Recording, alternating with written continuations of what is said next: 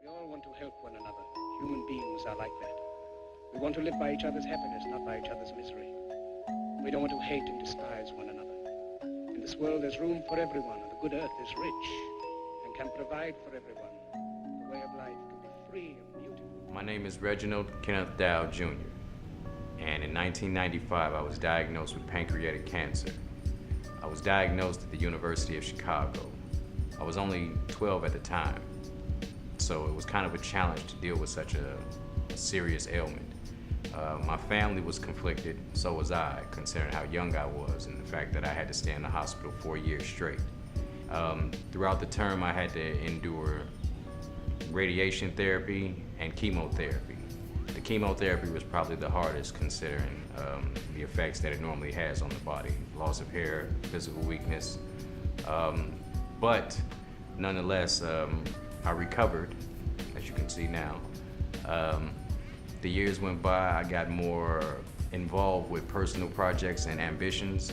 I went to school, got my associates in electronics, and I'm currently at the International Academy of Design and Technology now studying film. Overall, I don't know, a lot of people call me a miracle child, but I think that this is just some of the struggles that people go through in life. Everyone gets sick from something, everyone has some challenge to endure.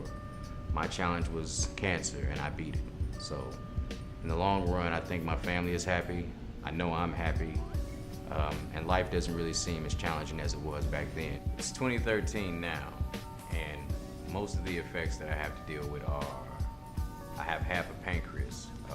The surgery that they performed once they found out my diagnosis was the Whipple procedure, which is basically there are ducts in the pancreas, and they had to reroute some of those ducts in order for my body to still function in a similar way, or at least close to how it normally functioned in the first place.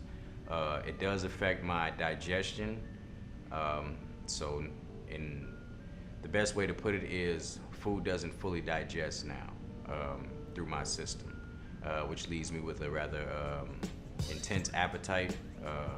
At this stage now, it's more like it's more up and down, but very voracious in a sense.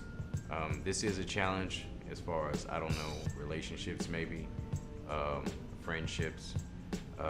Most of these things you try to keep to yourself. You don't want other people to have to bear your burdens. So in the long run, it's kind of an uphill battle because you have to accept yourself for who you are now.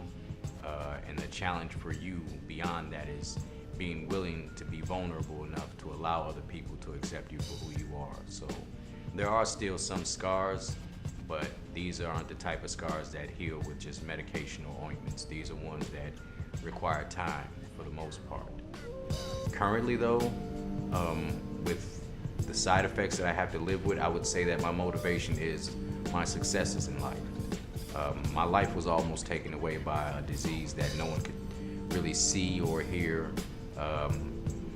you know, and it was occurring inside of me, so there's really no way to fight that.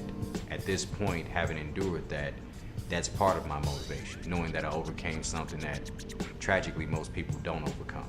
The fact that I get joy out of doing things in my life now, and by that I mean going to school, working, even a dead-end job is good to me because I could have no job now. I try to grasp hold of that motivation as they come, because those moments are kind of fleeting, because it's always in your head what you have endured. There's always a partial desire to give up and quit, to give in, and that'll always be there. And to a degree, you just have to learn to accept that feeling when it comes, but not let it be what you are and represent you.